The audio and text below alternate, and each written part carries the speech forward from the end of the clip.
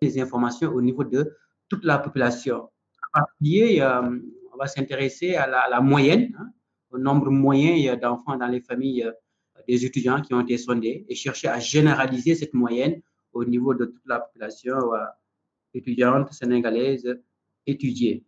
Alors, on va y aller, hein, on va procéder à l'estimation par intervalle de confiance.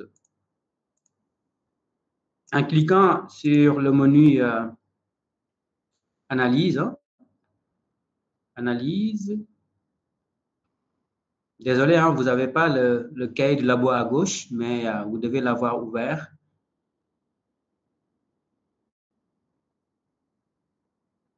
Alors, Analyse, comparer les moyennes. Pour moi, ce n'est pas grave, hein, de ne pas voir le cahier de labo. Donc, Analyse, comparer les moyennes. Ensuite, on va cliquer sur Test T pour échantillon unique. En fait, on travaille avec un seul échantillon. Et le test T, c'est un peu le test Z, hein, qui permet de calculer la marge d'erreur et donc l'intervalle de confiance. Donc, test T pour échantillon unique. On clique là-dessus. Vous voyez apparaître une fenêtre contextuelle. Maintenant, je me demande, est-ce que la fenêtre contextuelle apparaît? Comme l'impression que non.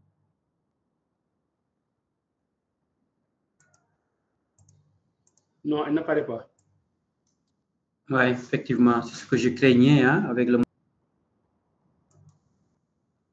Est-ce que c'est visible maintenant, la taille d'écran? Il semble que oui. Oui, l'onglet apparaît, oui. L'onglet apparaît, ok, parfait. Oui. Alors, je vais juste accepter quelques étudiants. On va s'intéresser à la variable nombre d'enfants.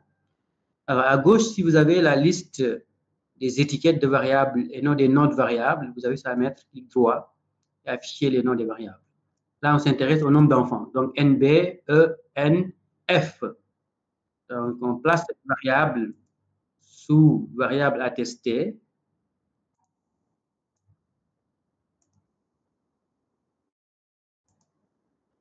On peut aller chercher des options en cliquant sur options. Donc, à droite, en haut, vous avez options. Vous cliquez sur options. Et là, vous verrez que par défaut, on considère le niveau de confiance de 95%. Alors, si on accorde un niveau de confiance plus important que 95%, ben, on pourrait le spécifier ici, par exemple 99%. Mais en sciences sociales et humaines, le niveau de confiance le plus souvent utilisé, c'est 95% par défaut. Donc, on va s'en contenter. On poursuit. Eh bien, c'est tout. On va valider pour voir apparaître les résultats. Alors, à gauche, on a le cahier du labo qui spécifie un peu les différentes étapes.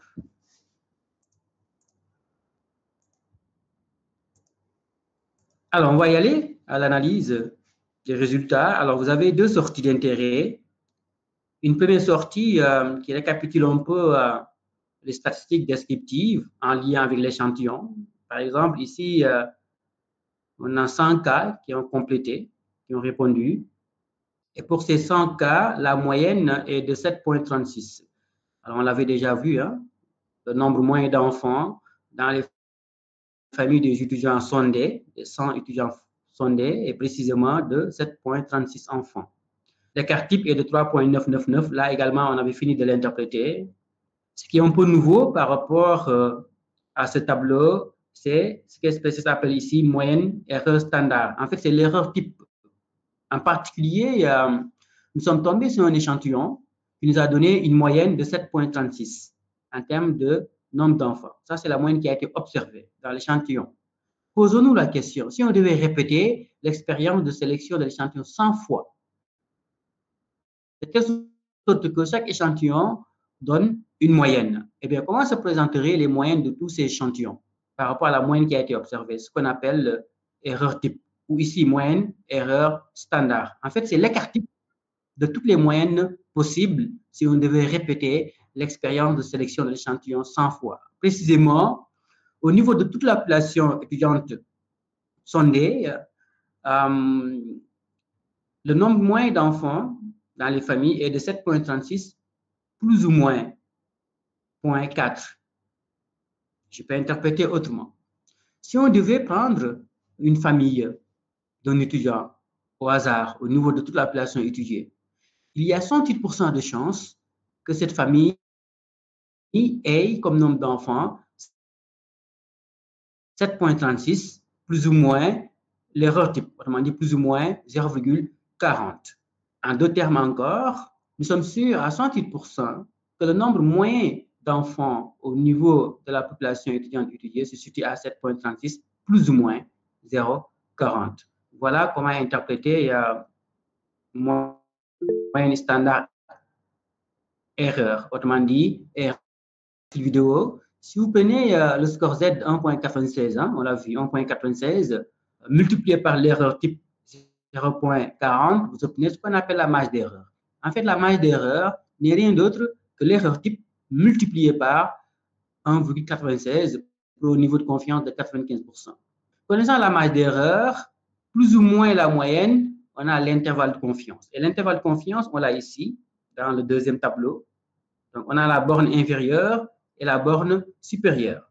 Autrement dit, au niveau de toute la population étudiante étudiée, le nombre moyen d'enfants dans ces familles se situe entre 6,57 et 8,15. Voilà ce qu'on appelle l'intervalle de confiance. En fait, c'est la marge d'erreur plus ou moins la moyenne qui a été observée, 7,36.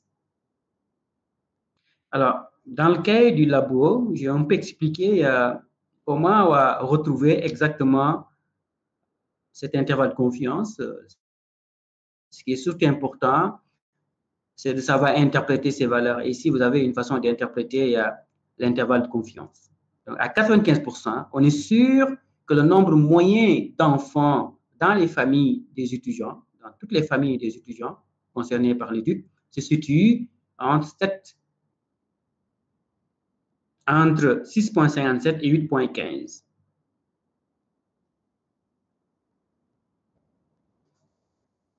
Voilà un peu comment interpréter l'intervalle de confiance. Est-ce qu'il y a des questions par rapport à l'interprétation de l'intervalle de confiance? Il y a des étudiants qui attendent à être acceptés. Les étudiants, le vrai nombre d'enfants au niveau de la famille des étudiants. Je peux répéter. On est sûr à 95% que le nombre moyen d'enfants dans les familles des étudiants se situe entre 6,57 et 8,15 au niveau de toute la population étudiée, puisqu'ici, on est en train de... Voilà ce qu'on appelle intervalle de confiance. Encore une fois, c'est l'intervalle à l'intérieur duquel se situe le vrai paramètre au niveau de toute la population. Ici, la moyenne, précisément le nombre moyen d'enfants au niveau de la population étudiante étudiée. Ce qui est intéressant avec l'intervalle de confiance, c'est qu'on peut s'en servir pour comparer des groupes et déterminer est-ce qu'il y a une différence significative entre 2 ou 3 ou plus de 3 groupes. L'exemple est donné ici du milieu de résidence. Hein. Nous savons que c'est une variable qualitative constituée de 3 groupes. Je peux sortir les distributions de fréquences et de pourcentages. Vous n'êtes pas obligé de me suivre. Hein. Analyse, date descriptive, fréquence. Je sors les fréquences et pourcentages. Et donc, on voit bien qu'on a Dakar urbain, on a autre milieu urbain et milieu rural. Donc, c'est une variable qualitative constituée de 3 enfants diffèrent selon les questions en utilisant la commande scinder un fichier. Mais les réponses que nous avions portent seulement sur l'échantillon. Nous avions vu qu'il semblait y avoir des différences entre les milieux. Mais ce sont des réponses qui portent sur l'échantillon. Les conclusions portent sur l'échantillon. il est très important de s'assurer que les différences existent également au niveau de toute la population étudiée. C'est ça le sens de l'utilisation de l'intervalle de confiance, comparativement à l'utilisation de la commande scindée au fichier, dont la comparaison de groupe porte seulement sur l'échantillon. Là, on élève un peu le niveau d'abstraction pour s'intéresser à ce qui se passe au niveau de toute la population étudiante étudiée. Est-ce que réellement, il y a différence entre les milieux eu égard au nombre moyen d'enfants dans les familles des étudiants?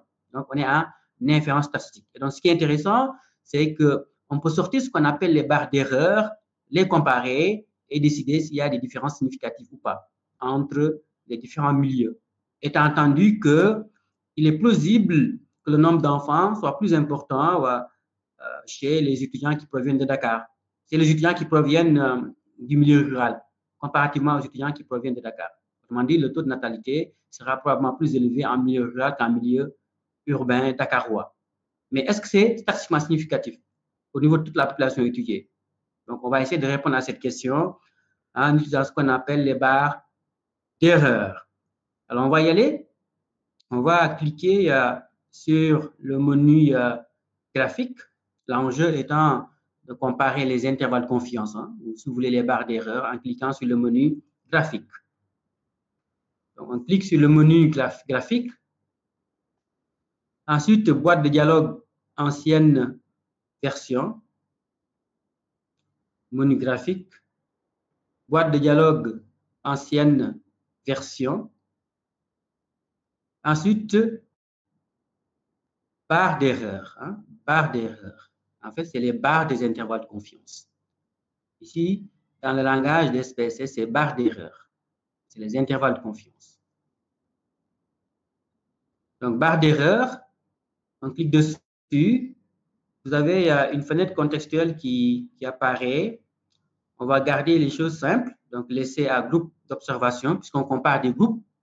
On compare 3 groupes en termes de milieu, eu égard au nombre d'enfants. Donc, on va laisser à groupe d'observation. Ensuite, on va définir de façon à voir apparaître une fenêtre contextuelle. Encore une fois, à gauche, si vous avez la liste des variables sous forme d'étiquette, mettez clic droit et affichez les noms des variables plutôt. C'est beaucoup plus pratique. Alors, ici, la variable d'intérêt, c'est le nombre d'enfants.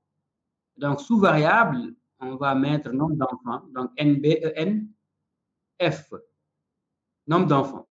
Dans les familles des étudiants, NBEN, F.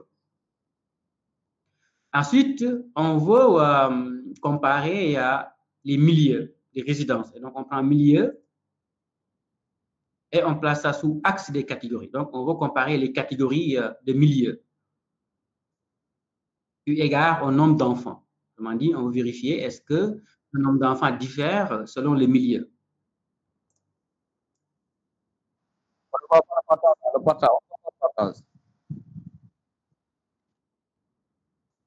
Donc, on laisse à 95% par défaut. Voilà. Finalement, on va cliquer sur OK. On y va. OK. De façon à voir apparaître les barres d'erreur. Alors, on a une barre d'erreur pour les étudiants qui proviennent de Dakar, une barre d'erreur pour les étudiants qui proviennent d'autres milieux urbains, une barre d'erreur pour les étudiants qui proviennent du milieu rural.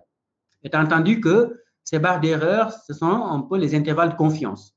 Donc, la valeur minimale, valeur maximale, et le point milieu, c'est la moyenne. Et justement, on peut afficher le nombre d'enfants moyens. Alors, je vais d'abord accepter les retardataires.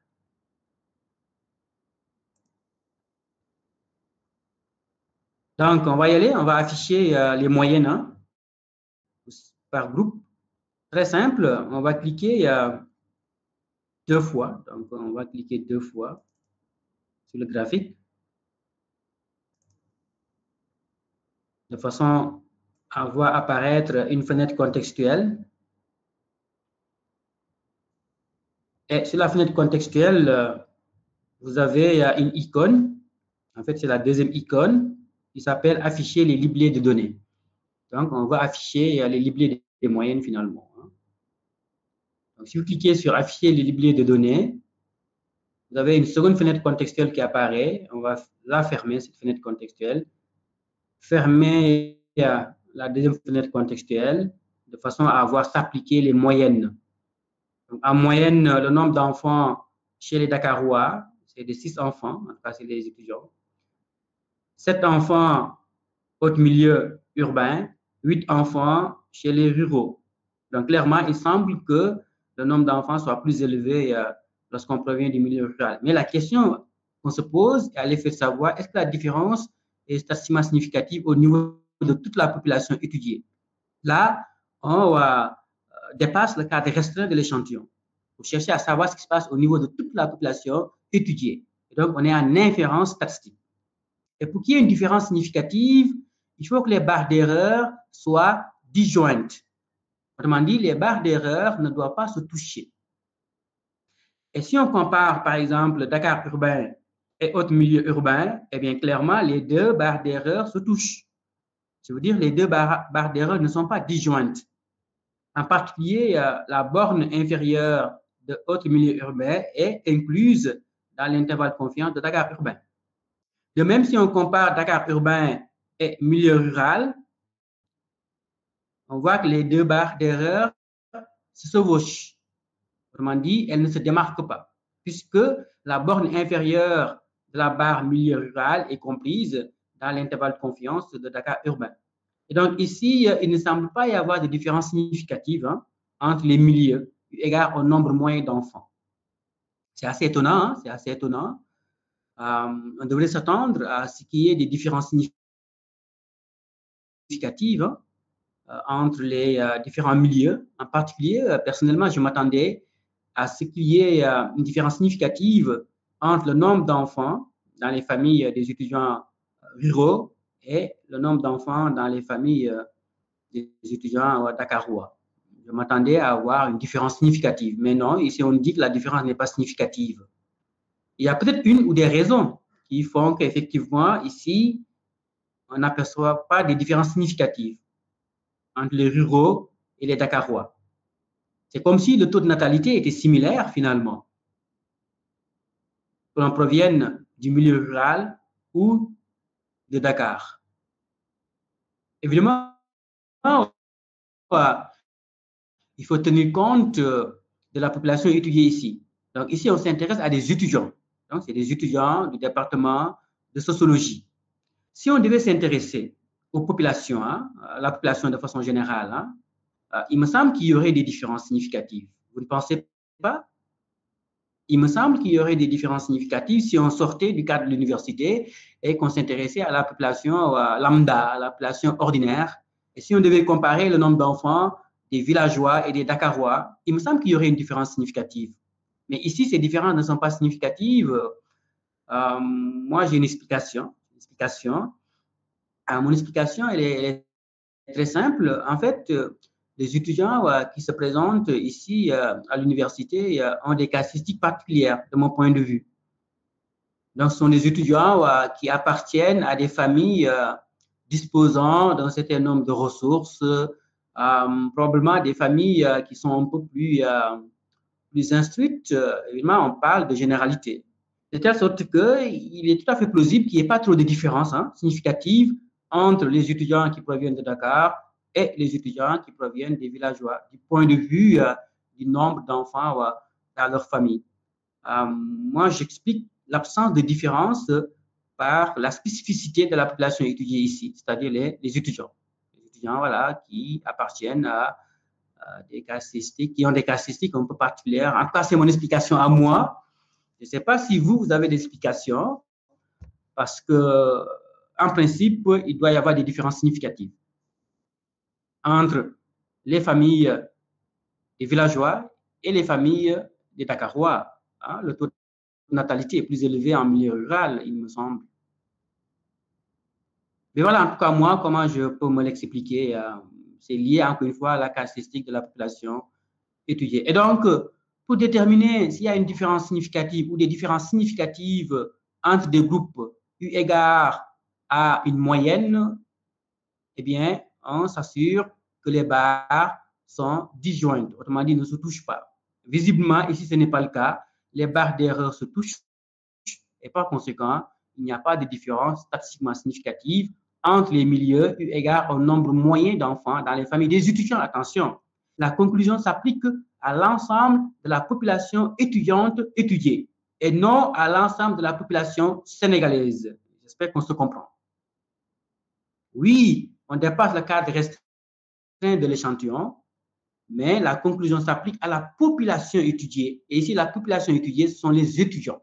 Et donc, oui, si on considère les étudiants comme étant une population, oui, il ne semble pas y avoir de différence dans leur famille en termes de nombre d'enfants, que ces étudiants proviennent du milieu rural ou du milieu urbain. Mais encore une fois, si on avait une autre population, par exemple la population lambda, il y a de fortes chances qu'il y ait des différences en termes de nombre d'enfants dans les familles. J'espère qu'on se comprend. Et donc, la conclusion qu'on tire, elle porte sur la population étudiée et non sur l'ensemble de la population, par exemple, du Sénégal. Et ici, la population étudiée sont les étudiants. Donc, par rapport à l'ensemble de la population étudiante, oui, il n'y a pas de différence en termes de nombre d'enfants dans leur famille. Ces étudiants proviennent du milieu rural ou bien de Dakar ou d'autres milieux citadins. Donc, voilà un peu finalement l'essentiel de ce qu'il fallait voir aujourd'hui. Ce n'est pas très dense comme matière. J'aimerais quand même que vous fassiez l'exercice pour m'assurer que vous avez bien intégré ce qu'on vient de faire et que probablement vous-même, vous aviez tenté de faire cette démonstration tout seul. J'aimerais bien qu'on fasse l'exercice, en particulier que l'on compare le nombre d'heures sur Internet selon le sexe. Mais auparavant, j'aimerais d'abord qu'on calcule l'intervalle de confiance autour du nombre moyen d'heures chez les étudiants. Donc, c'est le A. Faites calculer d'abord l'intervalle de confiance autour de la moyenne du nombre d'heures, donc de heures nettes. Autrement dit, en moyenne, les étudiants passent telle valeur. Maintenant, est-ce que cela peut être généralisé à la population? Autrement dit, quel est l'intervalle de confiance? Donc, sortez l'intervalle de confiance de la variable heure nette. Autrement dit, nombre d'heures passées sur Internet, un peu comme on vient de le faire avec nombre d'enfants. Après, on va interpréter avant de passer aux barres d'erreur. Alors, vous avez 5 minutes. En moyenne, c'est 7,14. Hein? Donc, le temps moyen passé sur Internet, c'est 7,14. On l'avait vu lorsque nous abordions les mesures de tendance centrale. Et ce qu'on veut, c'est chercher à estimer le nombre moyen d'heures passées sur Internet au niveau de toute la population étudiante étudiée. C'est ça qu'on veut chercher à estimer, l'intervalle de confiance. Alors, si on regarde bien, on a aussi l'écart type, 5,7. On sait comment interpréter l'écart type, je ne vais pas y revenir. Ce qui est nouveau, encore une fois, c'est moyenne erreur standard, 0,6095. Alors, ce que SPSS appelle moyenne erreur standard, c'est erreur type. On l'a vu dans le cours théorique. En particulier dans la capsule vidéo, j'ai un peu expliqué d'où venait le terme d'erreur type et qu'est-ce que ça signifiait. Alors, l'erreur type, c'est un peu l'écart type de toutes les moyennes possibles. En particulier, nous sommes tombés sur un échantillon d'étudiants qui nous donne une moyenne de 7,14. En termes de nombre moyen d'heures sur Internet. Si vous devez répéter l'expérience de sélection de l'échantillon 100 fois, eh bien, on est sûr à 108% que 0,6095. En fait, c'est comme la marge d'erreur, mais la marge d'erreur à 108%. Donc, la moyenne, plus ou moins l'erreur type, nous donne l'intervalle à l'intérieur duquel se situe la moyenne, mais à 108%. Souvent, c'est peu suffisant. On veut être sûr à 95%. Et donc, on prend le score Z 1,96 multiplié par l'erreur type 0,195 et on a ce qu'on appelle la marge d'erreur. La marge d'erreur plus ou moins la moyenne nous donne l'intervalle de confiance. Voilà l'intervalle de confiance qu'on a.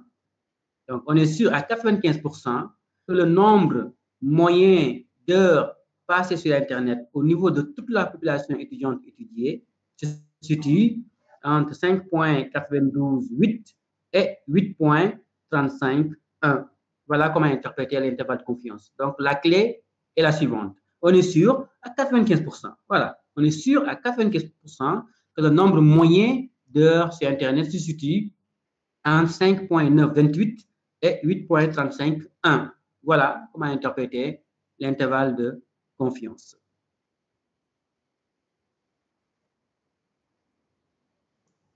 Nous venons donc de répondre à la question A. Surtout, est-ce que la différence est statistiquement significative? Eh bien, pour ce faire, on va utiliser ce qu'on appelle les barres d'erreur. En cliquant sur graphique,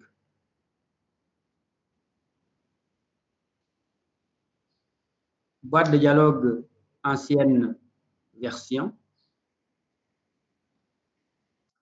barre d'erreur. Graphique, boîte de dialogue ancienne version, barre d'erreur. On va garder les choses simples et laisser un récapitulatif pour groupe d'observation puisqu'on compare deux groupes, les hommes et les femmes, eu égard au temps moyen passé sur Internet. On définit. On a une analyse précédente, on va réinitialiser pour reprendre à 0. Sous variable, on met heure net, hein, c'est notre variable d'intérêt, le nombre d'heures passées sur Internet, heure net. Et on va comparer les catégories que sont les hommes et les femmes, les gars et les filles, si vous voulez. Et donc, on prend la variable sexe et on la place sous axe des catégories. Donc, on veut savoir s'il y a une différence entre les gars et les filles eu égard au temps moyen passé sur Internet au niveau de toute la population étudiante étudiée. On va laisser le niveau de confiance à 95% par défaut. Ensuite, valider en cliquant sur OK.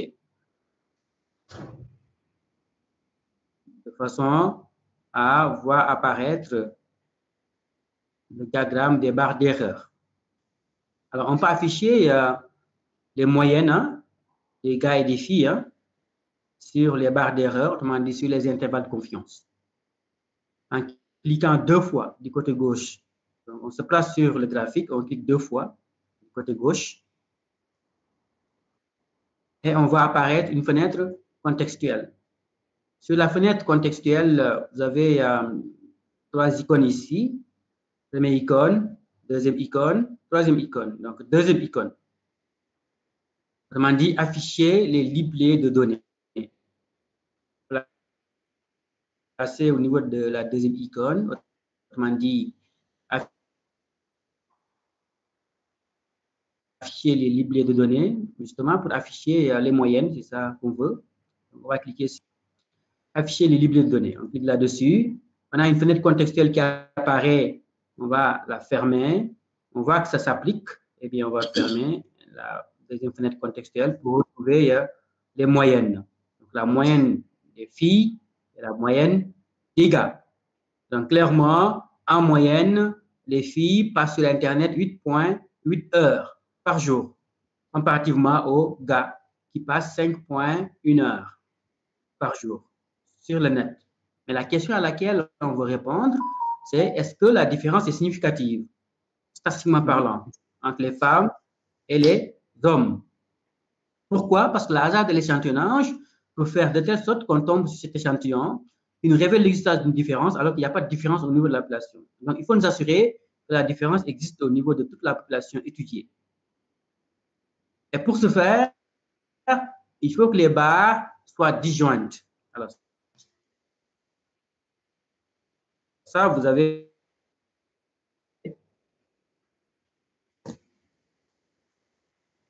hommes. Et donc, on voit bien que les deux barres d'erreur sont disjointes. Autrement dit, elles ne se touchent pas.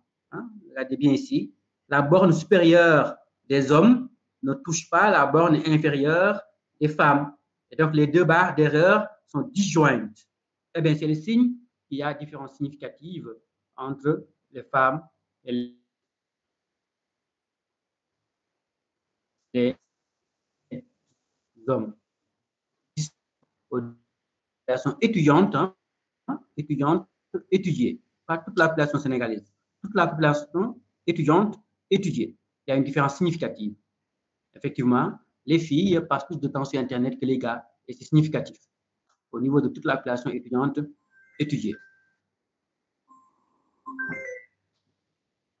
Voilà un peu comment interpréter les résultats mettant sous forme visuelle une relation finalement entre une variable de groupe et une variable quantitative. Ici, on a voulu comparer les hommes et les femmes eu égard au temps moyen passé sur Internet. Et donc ici, la différence est significative parce que les deux barres d'erreur sont disjointes, autrement dit, elles ne se touchent pas. Par contre, par rapport aux différences entre les milieux eu égard au nombre d'enfants dans les familles, il n'y avait pas de différence significative.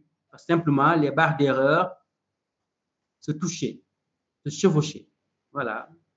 Ça se chevauche, pas de différence significative. C'est disjoint, différence significative. Voilà un peu la règle pour répondre à la question du genre. Est-ce qu'il y a des différences significatives ou pas entre des groupes eu égard à une variable quantitative pour laquelle on a la moyenne? Voilà un peu ce qui est de l'essentiel du cours d'aujourd'hui. Est-ce qu'il y a des questions?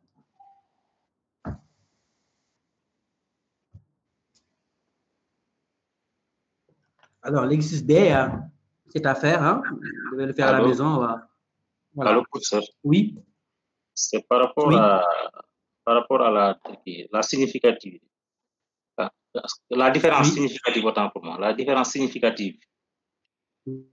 Oui. Pour le premier exercice, vous dites qu'il y a chevauchement entre les barres d'erreur. Je n'ai pas bien compris. Parce qu'il y a les barres, la partie supérieure et inférieure, est-ce qu'elles ne se touchent pas? D'accord, je vais reprendre, Chérif. D'accord. Est-ce que c'est visible là, le graphique avec les trois barres? C'est visible. Oui, c'est visible. Regardez la première barre. Est-ce que c'est Dakar urbain? Est-ce qu'on voit ça? Oui, on voit. Ok. Est-ce que vous regardez, vous avez bien vu la barre haute milieu urbain? Oui, je vois. Ben, est-ce que la borne inférieure de haute milieu urbain est incluse dans l'intervalle confiant de Dakar urbain?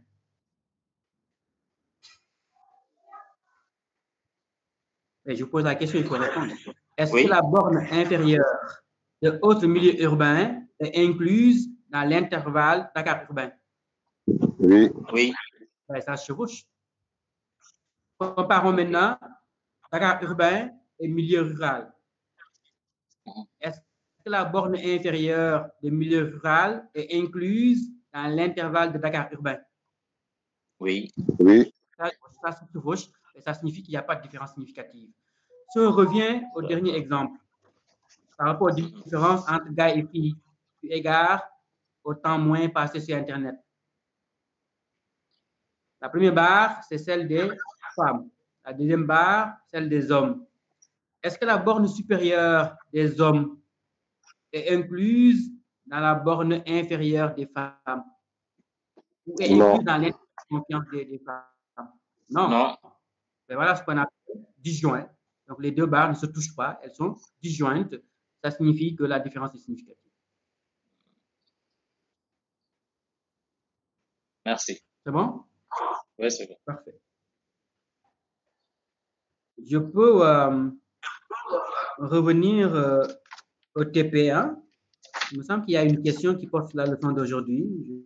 Je peux ouvrir le TP. M'assurer qu'on se comprend. Donc, le TP. OK, on l'a ici. Donc, sous espace TP, j'ai formulaire du TP. Donc, je clique sur formulaire du TP.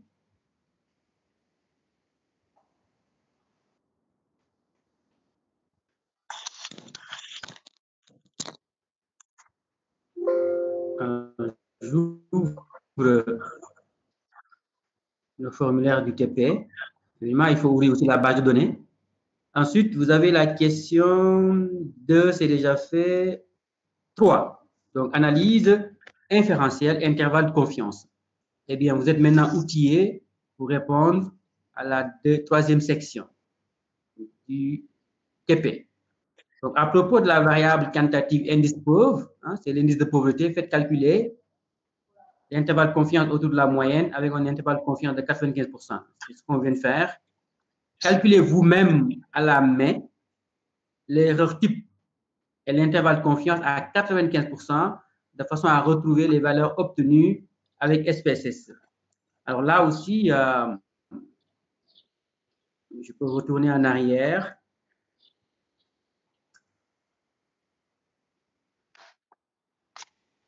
Donc, je vais ouvrir le cahier de labo. Alors, si on regarde bien, donc, on a voulu estimer l'intervalle de confiance du nombre d'enfants dans les familles des étudiants au niveau de toute la population étudiée. Donc, on a une moyenne de 7,36. Vous avez moyenne erreur standard qu'on appelle erreur type, 0,40. Alors, on vous demande de retrouver, en tout cas par rapport au TP, vous calculez vous-même à la main l'erreur type et l'intervalle de confiance. L'erreur type, c'est cette valeur, moyenne erreur standard, ça qu'on appelle erreur type, 0,40. Donc, on vous demande de calculer vous-même l'erreur type, autrement dit de retrouver 0,40. Alors, dans le cahier de labo, c'est bien expliqué, on l'a ici.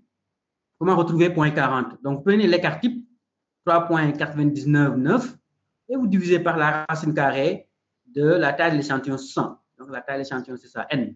Voilà, c'est bien indiqué ici dans le cahier du labo. C'est ce que vous allez faire aussi par rapport au TP. Une fois que vous aurez sorti ces résultats, vous prenez l'écart type par rapport à l'indice de pauvreté, divisé par la racine carrée de la taille de l'échantillon, et vous allez obtenir exactement la même valeur fournie par SPSS. Ici, 0,40. Alors, on vous dit aussi de retrouver la valeur de l'intervalle de confiance. Donc, la valeur de l'intervalle de confiance, c'est l'erreur type multipliée par 1,96. Donc, voilà ici. Donc, 1,96, c'est une constante, elle ne change pas. Donc, prenez 1,96, multiplié par l'erreur type que nous venons de calculer, 0,40, et vous avez la marge d'erreur. La marge d'erreur, plus ou moins la moyenne, et vous retrouvez l'intervalle de confiance calculé par SPSS. Autrement dit, 6,50 à 8,15, c'est exactement ce qu'on a. 6,57 à 8,15. Voilà, donc inspirez-vous de ce que vous avez dans le cahier du labo de façon à répondre à la question. Calculez vous-même à la main l'erreur type et l'intervalle de confiance de façon à retrouver les mêmes valeurs que celles des SPSS. Ensuite, on vous dit d'analyser, interpréter l'erreur type et l'intervalle de confiance. Dans le cahier, vous avez des façons d'interpréter. Hein? Tout est là, tout est expliqué comment interpréter. Prenons l'erreur type, 0,40. On s'intéresse au nombre moyen d'enfants dans les familles. Donc, si vous devez répéter l'expérience de sélection de l'échantillon 100 fois, il y a 68% de chances que le nombre moyen d'enfants dans les familles des étudiants soit 7,36 plus ou moins 0,40. Comment interpréter l'intervalle de confiance? On est sûr à 95% que le nombre moyen d'enfants dans les familles des étudiants se situe entre 6,57 et 8,15. Je précise que tout est là, hein, tout est dans le cahier. Tout est dans le cahier. Ensuite, on vous dit, est-ce qu'il y a une différence facilement significative entre les niveaux d'éducation? Quant à l'indice de pauvreté, c'est exactement ce qu'on vient de faire. Donc, vous utilisez les barres d'erreur et vous décidez est-ce que la différence est significative ou pas. Si les barres d'erreur se chevauchent, se touchent, il n'y a pas de différence significative. Si les barres d'erreur ne se touchent pas, ben, il y a une différence significative. Là, vous utilisez les barres d'erreur. Voilà, c'est tout. Pour ce qui est de la troisième section du TP.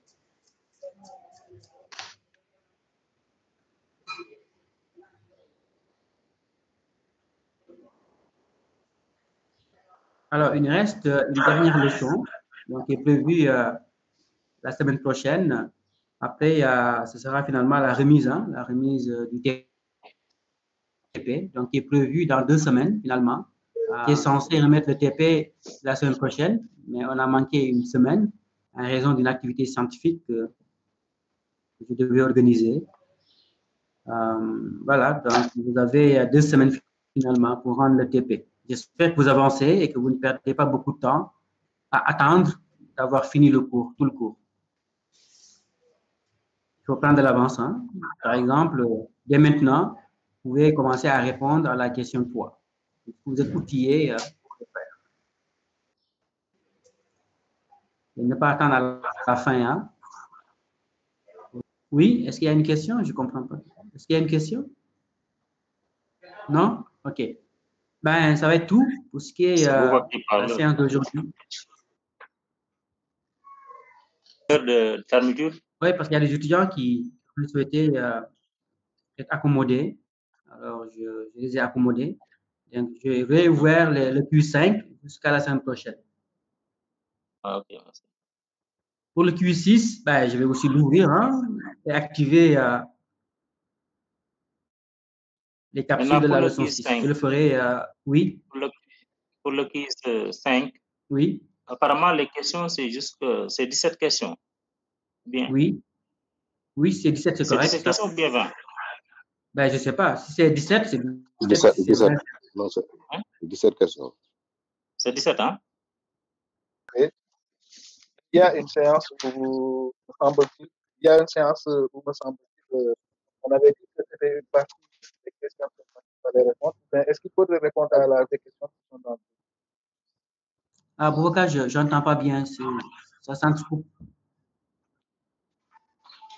Il me semblerait qu'on avait précisé qu'il y avait un certain nombre de questions à répondre. Ou bien c'est moi qui me trompe, ou est-ce que c'est à toutes les questions du TP qu'il faudrait répondre?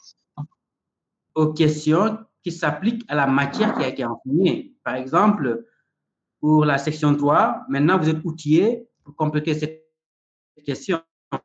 Pour la question 2, vous étiez outillé il y a 2 semaines pour y répondre. Pour la question 1, vous étiez outillé il y a plus de 3 semaines pour y répondre. Donc, pour la dernière question 4, vous serez outillé la semaine prochaine pour y répondre. Tu comprends un peu? Donc, l'idée, c'est de permettre aux étudiants qui veulent prendre de l'avance, et de répondre déjà aux questions au lieu d'attendre la fin pour tout compléter, quoi. Donc, oui, il y a des questions qui s'appliquent à des leçons, à des séances en particulier, comme la question 3, elle s'applique à la séance de cette semaine. Et vous allez vous retrouver à ce